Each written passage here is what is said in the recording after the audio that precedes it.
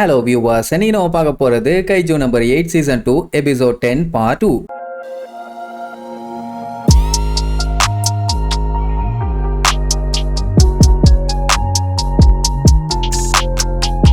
Open பண்ணா போன பார்ட்ல நம்ம ஹொஷினா கைஜோ நம்பர் 10 சூட்டை போட்டுக்கிட்டு அதை அவன் பாடியோட சிங்க்ரனைஸ் பண்ணி ஆக்டிவேட் பண்ணாங்கல்ல. பண்ண அடுத்த செகண்டே அந்த கைஜு ஒரு வழியா நான் காத்துக்கிட்டு இருந்த நாள் வந்துருச்சு, இனி கொலவரித்தனமா எல்லாத்தையும் அடிச்சு நொறுக்கலான்னு வில்லத்தனமா சொல்லும். அப்போ ஹொஷினா, அதெல்லாம் நீ ஒண்ணு கிழிக்க வேணாம், நான் என்ன சொல்றானோ அதை மூடிக்கிட்டு பண்ணு, சும்மா நொசன்னு பேசிக்கிட்டு அப்படின்ட்டு அவன் சூட்டு பேசிட்டு இருப்போம். அதை ஸ்டாப் பண்றதுக்கு ஏதாச்சும் பண்ண முடியுமான்னு கேட்பான். என்ன பேசியே இந்த கைஜு உயிரை வாங்குது. என்ன ஒரு மேட்டர்னா, வரலாற்றிலேயே இப்ப இவன் போட்டிருக்கானே நம்பர் 10 கைஜு, அதுதான் உணர்ச்சி உள்ள ஒரு கைஜு வெப்பன். அது கூட நர்வ் சிங்க்ரனைசேஷன் பண்றது வந்து அவ்வளோ ஈஸி இல்ல, கொஞ்சம் கஷ்டம். அப்படி இருக்கும்போது அதுகிட்ட பேசி தான் சிங்க்ரனைஸ் பண்ண முடியும். அது மட்டும் இல்லாம இப்ப அவன் போட்டிருக்க சூட் வந்து ஒரு புரோட்டோடைப், காம்பேட்ல டெஸ்ட் பண்ணி நிறைய டெஸ்ட்டுகளுக்கு அப்புறம் தான் அதை வந்து ரியல் ஃபைட்டுக்கே இறக்குவாங்க. ஆனா இதை சீக்கிரமாவே இறக்கிட்டாங்க, அதனால கொஞ்சம் அப்படி இப்படிதான் இருக்கும்பா, வேற வழி இல்லாம அதுகிட்ட கத்திட்டு கிடப்பான். இதுல இன்னொரு மேட்டர் என்னன்னா, இவங்களுக்கு நடந்த ட்ரைனிங்ல அந்த கைஜுவோட ஃபுல் பவரை அது வெளியே ரிலீஸ் பண்ணவே இல்லை. ஏன்னா அந்த டைமே அது பாட்டுக்கு அது இஷ்டத்துக்கு பண்ணிட்டு இருந்துச்சு. மைண்ட் லெவல்ல கரெக்டான சிங்க்ரனைசேஷன் இருந்தா மட்டும்தான் ஒழுங்கா இவங்க ரெண்டு தாலையும் சண்டை போட முடியும். இப்பவுமே அது ஒழுங்கா இல்ல, ஆனாலும் ரியல் ஃபைட்டுக்கு இறங்கிட்டான். அதனாலேயே ஹொஷினா தெளிவா சொல்லிடுவான், ஒழுங்கா நான் சொல்றதை கேட்டு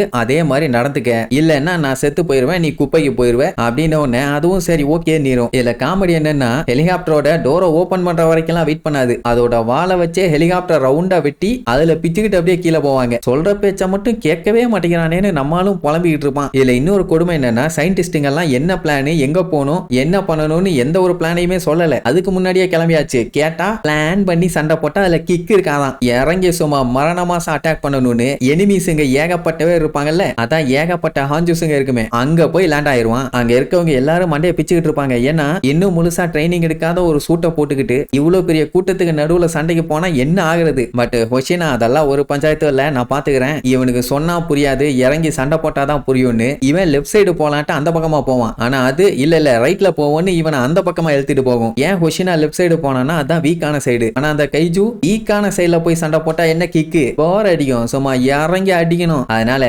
ஏகப்பட்ட பேர் கும்பலா இருக்க இடத்துல இப்ப இறங்கி அடிப்போம் அப்படின்ட்டு போய் செக் பண்ணும்போது அந்த ஹாஞ்சூஸுங்க எல்லாம் செம ஃபாஸ்டா அங்கன்னு மூவ் ஆயிட்டு இருக்குமா. உடனே இந்த கைஜு நம்பர் 10 அதுகளோட பவர் எந்த லெவல்ல இருக்குதுன்னு எனக்கு தெரியணும், அதனால ஒரு அட்டாக் மட்டும் நீ டைரக்டா வாங்கிக்கன்னு சொல்லி அவனை டைரக்டா அடிக்கிற மாதிரி பண்ணி விட்டுரும். இங்க ஹொஷினா அடி வாங்குறத பார்த்துட்டு அங்க எல்லாம் கதறிட்டு இருப்பாங்க. இப்ப பாத்தீங்கன்னா ஹொஷினாவை மொத்தமா ரவுண்ட் கட்டிருச்சுங்க. இனி இதுக்கப்புறமும் இதே மாதிரி அடி வாங்கிட்டு இருந்தா செத்துற வேண்டியதான்னு சொன்ன அடுத்த செகண்ட் இனி பாரு பண்ண இனிமேட்டு தான் ஆரம்பிக்குதுன்னு சொல்லும். இங்க இந்த சயின்டிஸ்டிங் எல்லாம் காம்பேக்ட் பவர் சிங்க்ரனைசேஷன் எல்லாத்தையும் செக் பண்ணி பார்க்கும்போது மென்டல் சிங்க்ரனைசேஷன் சுத்தமா இல்ல, காம்பேக்ட் பவர் வந்து குறைஞ்சிக்கிட்டே போகுது. இது அட்லீஸ்ட் 40க்கு மேல இருந்தா தான் ஒழுங்கா சண்டை போட முடியும். இப்படி குறைஞ்சதுன்னா ட்ரைனிங்கை கம்பேர் பண்ணும்போது இப்போ ரொம்ப மட்டமா இருக்குது. அதனால எல்லாம் பதறி போய் நீங்க நார்மலா சண்டை போட்டு இருந்தா கூட உங்க காம்பேக்ட் பவர் 70க்கு மேல இருந்திருக்கும், இப்போ இது உங்களை ஸ்லோ பண்ணுது, சோ சூட்டை மாத்திட்டு போயிருங்க அப்படின்னு சொல்லுவாங்க. பட் இருந்தாலும் ஹொஷினா அதெல்லாம் இல்ல, நான் பாத்துக்கிறேன்மா. சோ இப்படியே அந்த காம்பேக்ட் பவர் குறைஞ்சு 34க்கு கீழே போயிட்டு இருக்குது. இங்க பாரு நம்பர் 10, இதுதான் நம்மளோட கடைசி சான்ஸ், நம்ம எல்லாத்தையும் ஒன்னொன்னா தாக்கலாம்னு சொன்னா அதெல்லாம் வேண்டாம், ஒரு இடத்துல ஒழுங்கா நெல்லு, மொத்தமா வரட்டும், அத்தனையும் காலி பண்ணிடலாம்னு சொல்லுமா. அதோட ஸ்டாப் பண்ணாம அவனை அசைய விடாம அங்கேயே பிளாக் பண்ணிரும். அப்போங்கும் போது அந்த ஹாஞ்சுங்க ஏரோப்ளைனை தூக்கிட்டு நம்மால மேல வீசிரும். பெரிய பிளாஸ்ட்,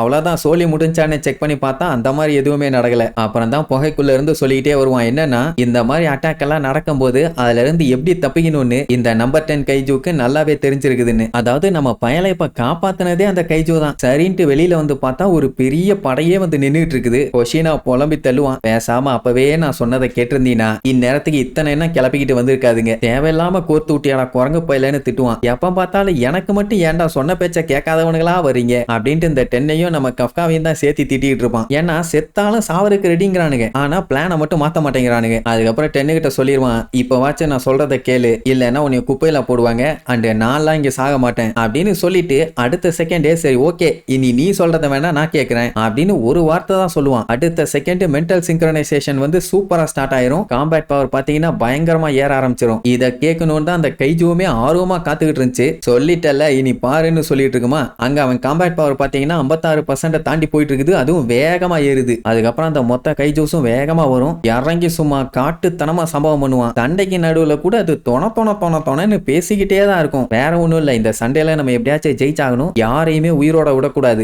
கொல்லுன்னு சொல்லிட்டு கடைசியில இப்ப என்னோட ஃபுல் பவரை நீ பார்க்க போற அப்படின்ட்டு நம்பர் 10 சொல்லி முடிக்கிறதுக்குள்ளேயே அங்க ஹோஷினா சண்டையை முடிச்சிட்டான். சோ இப்போதைக்கு அந்த பிளைட் நிறுத்துற இடத்துல இருக்க கைஜூஸ் எல்லாத்தையும் தான் காலி பண்ணிருக்காங்க. அடுத்து ரன்வேக்கு போவான். அங்க ஒரு கூட்டம் நின்றுட்டு இருக்கும். இப்ப அவனோட காம்பேட் பவர் பாத்தீங்கன்னா 67% தாண்டி போயிட்டு இருக்குது. நம்பர் 10 இது வரைக்கும் இந்த லெவலுக்கு அதோட பவர் இன்க்ரீஸ் பண்ணதே இல்ல. இதுதான் முதல் டைம். இறங்கினதுக்கு அப்புறம் சும்மா கண்ணா பின்னான்னு அட்டாக் பண்ணுவாங்க. ஹோஷினா அவன் ஸ்டைல்ல பொழந்து கட்டுவான். அந்த கைஜு பாத்தீங்கன்னா வால் அதோட கண்ட்ரோல்ல இருக்குதா, அதனால அது ஒரு சைடு கண்ணா பின்னான்னு எல்லாத்தையும் அடிச்சு தெரிய விட்டுட்டு இருக்கும். இதெல்லாம் நடந்துகிட்டு இருக்கும் போதே ரெண்டு பேரும் மாத்தி திட்டிகிட்டே தான் இருப்பானுங்க. ஆனாலும் அந்த காம்பேட் பவர் பாத்தீங்கன்னா இன்க்ரீஸ் ஆகிட்டே தான் போகும். அதை பார்த்துக்கிட்டு இருக்க சயின்டிஸ்டே மண்டையை பிச்சுக்குவாங்க, என்னடா நடக்குது இங்கன்னு. அப்ப அந்த டைம் பாத்தீங்கன்னா அங்க மெயின் கைஜு வந்துடும். அதாவது இப்ப அங்க இருக்க சின்ன கைஜூஸுங்களோட தலைவன். சோ அந்த பாஸை காலி பண்ணிட்டா போதும், வேலை முடிஞ்சிடும். பட் அதுக்கு முன்னாடி வழியில இருக்க எல்லாத்தையுமே காலி பண்ணணும். அந்த கைஜு காட்டா மாதிரி சண்டை போட சொல்லுது. நம்ம பையலுக்கு அது சுத்தமா பழக்கமே இல்ல. ஏன்னா ஸ்வாட் ஸ்டைல யூஸ் பண்ணி சண்டை போடுறவன் ப்ராப்பரா தான் சண்டை போடுவேன்ட்டு அவன் பாட்டுக்கு நீட்டா அட்டாக் பண்ணி வெட்டி தள்ளிட்டு இருப்பான். அப்படி கண்ணா பின்னான்னு எல்லாத்தையும் வெட்டி தள்ளிட்டு நேரா பாஸ்கெட்ட போயாச்சு. சப்போஸ் திடீர்னு ஏதாச்சும் இடையில வந்தா கூட